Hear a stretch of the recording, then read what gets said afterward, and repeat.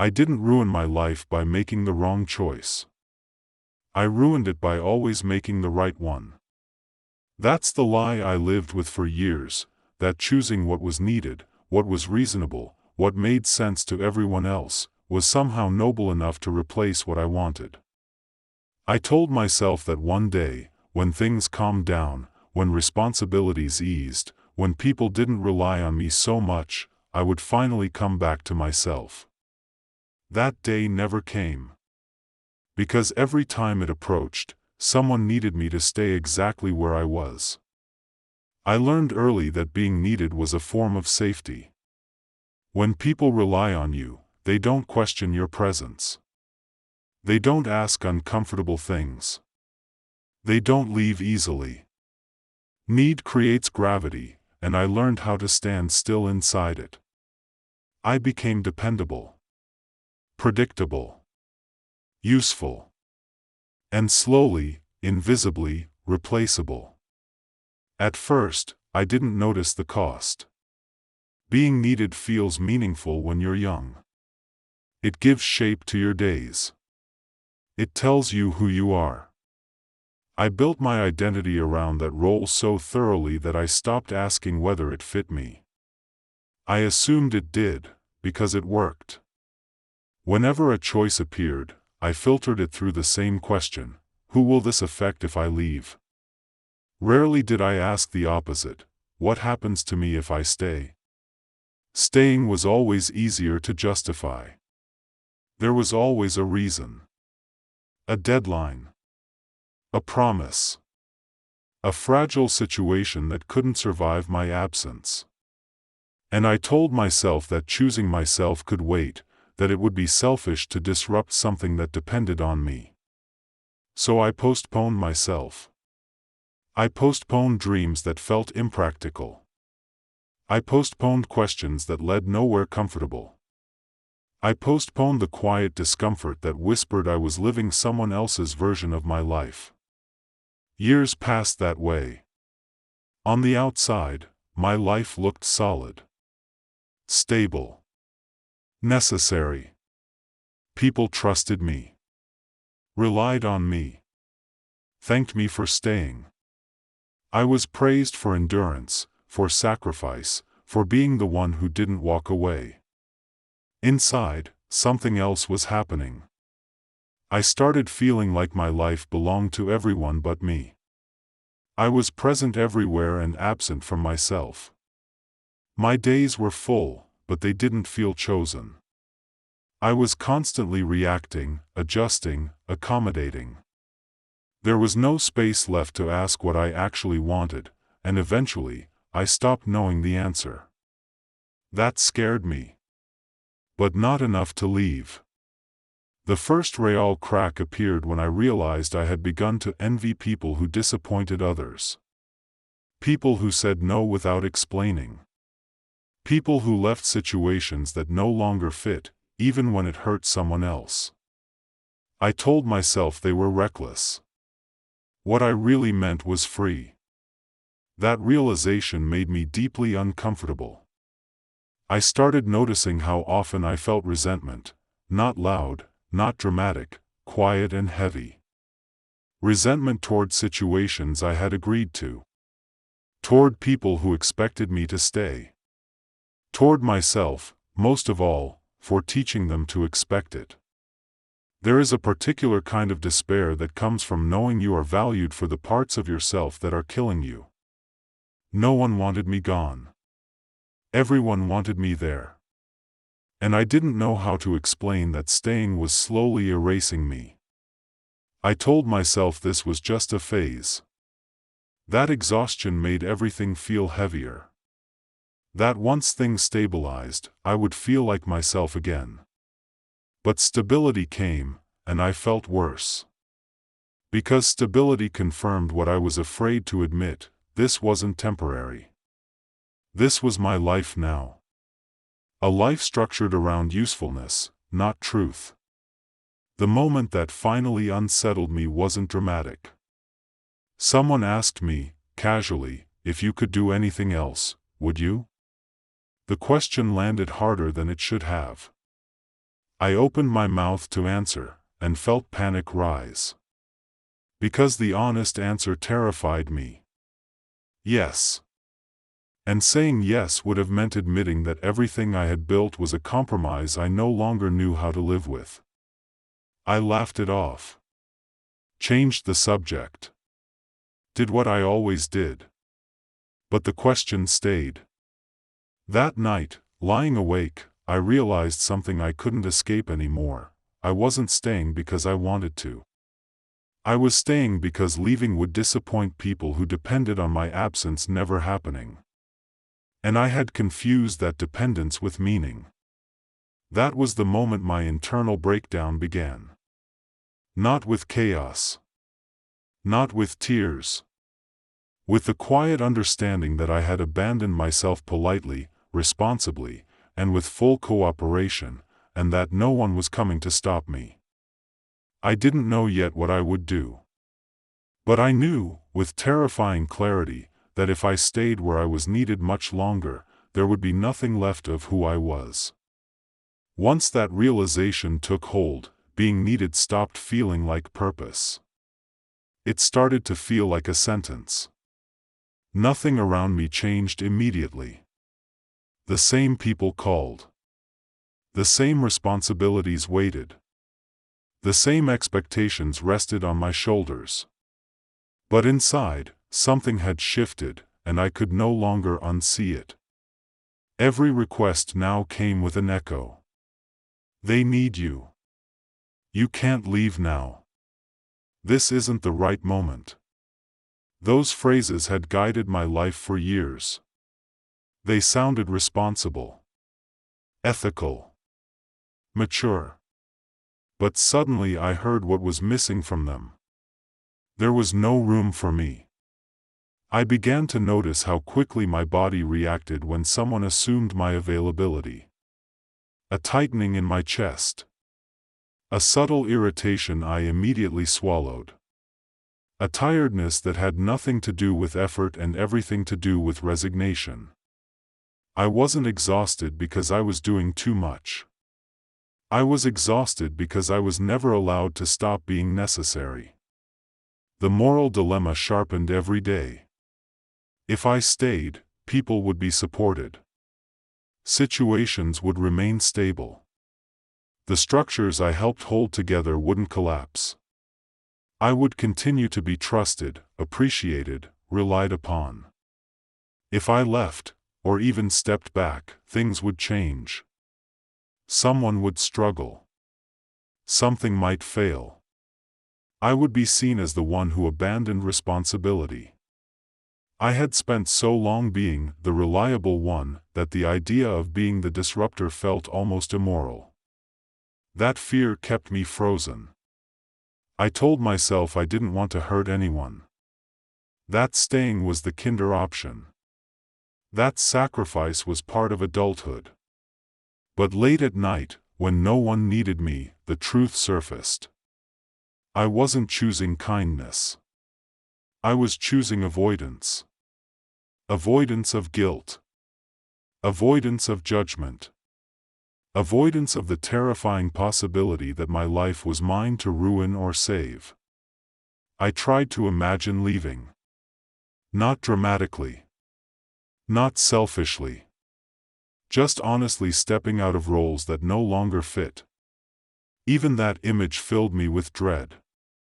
I could already hear the disappointment.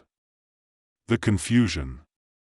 The quiet accusations disguised as concern. You're not yourself lately. We didn't expect this from you. You've always been the one who stayed. Those imagined voices hurt because they were accurate. I had trained people to expect my endurance.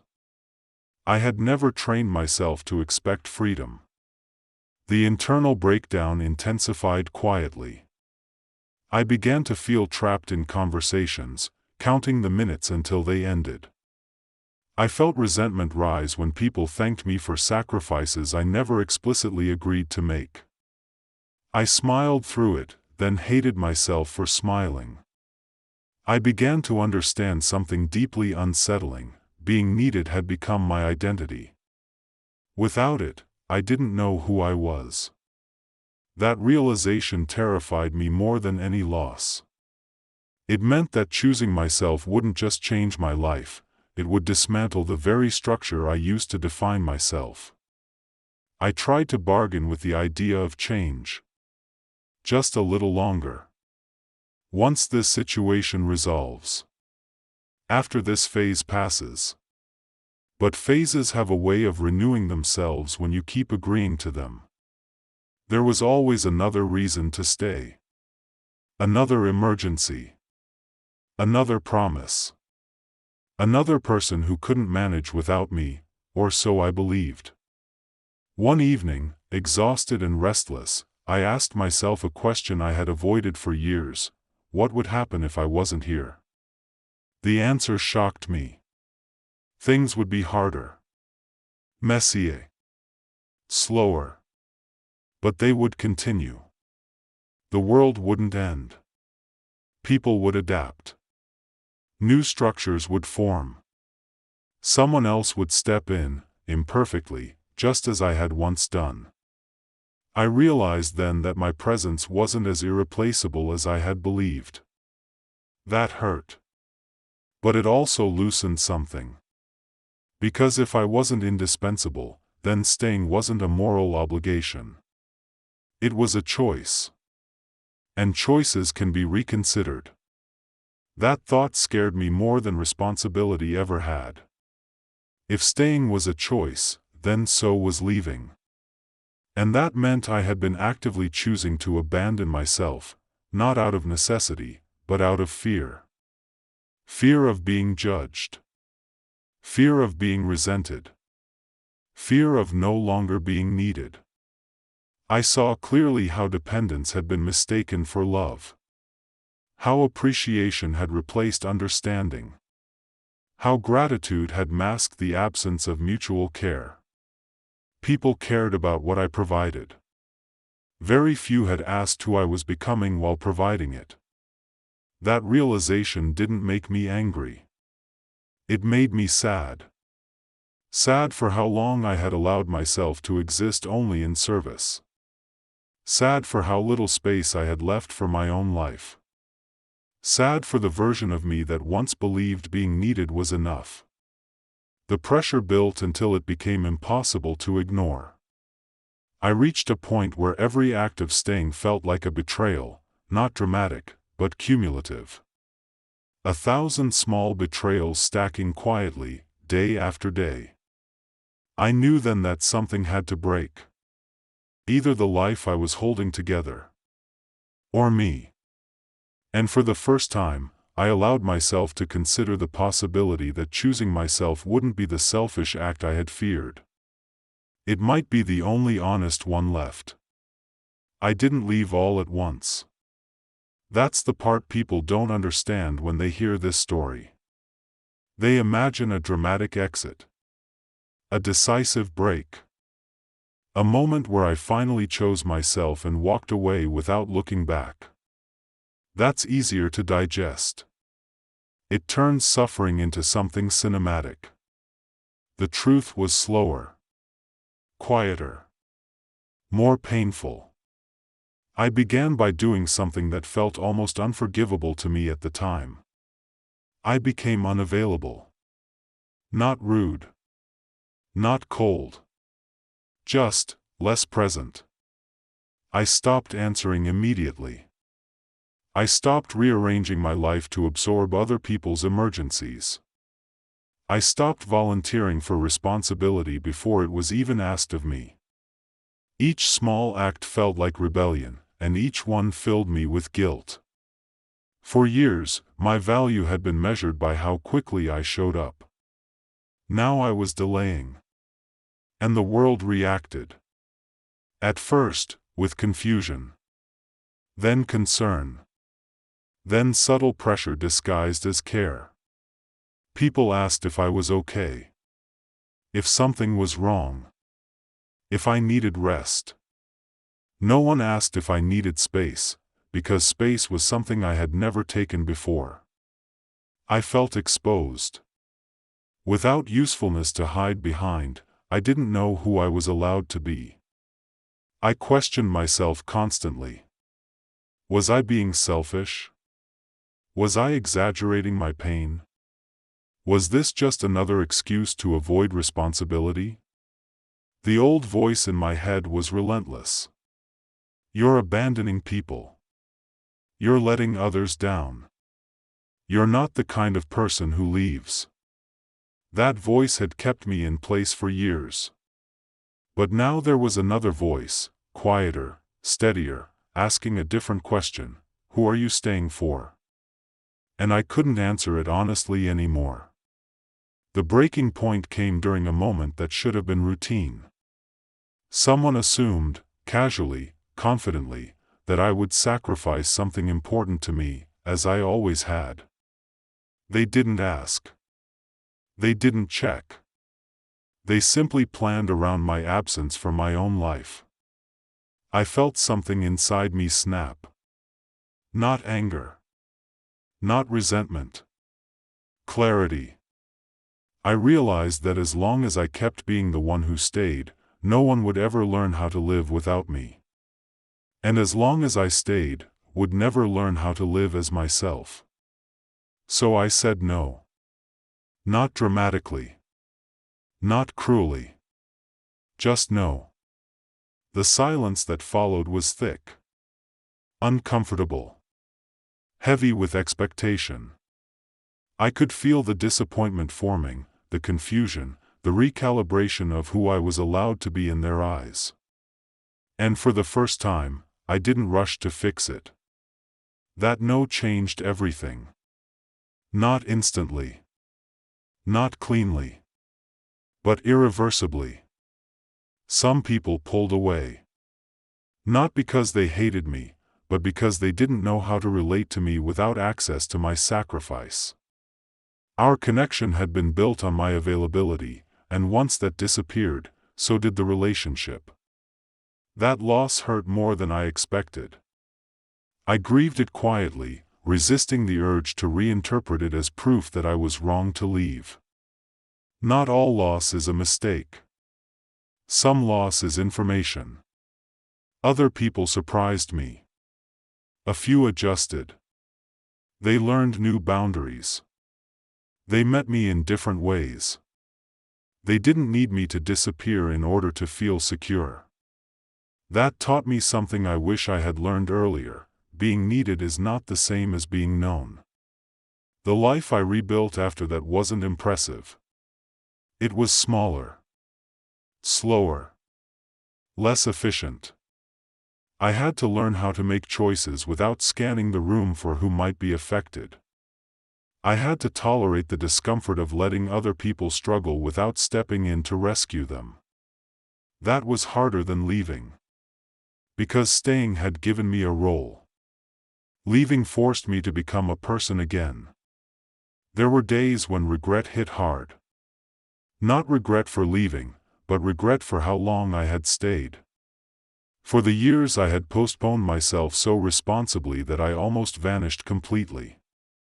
I felt grief for the version of me that never got to choose freely. For the paths I didn't take because someone needed me not to. For the truth I delayed because stability felt more urgent. That grief didn't go away. It integrated. It became a reminder of the cost of confusing obligation with identity. I don't pretend this ending is triumphant. I didn't find instant peace. I didn't discover a perfect version of myself waiting on the other side. I'm still learning who I am when I'm not being useful to someone else. But something fundamental has changed. When I wake up now, I don't feel like my life belongs to everyone but me. I don't feel like I'm standing in place, holding something together while disappearing inside it. I feel present. And presence, I've learned, is the opposite of abandonment. If there is one truth at the center of this confession, it's this: you can be needed everywhere and still be absent from your own life. You can stay out of responsibility and still betray yourself. You can be praised for sacrifice while quietly losing everything that made you you. I stayed where I was needed for a very long time. And in doing so, I almost abandoned myself completely. Leaving wasn't heroic. It was necessary.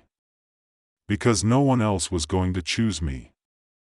And finally, painfully, imperfectly, I did.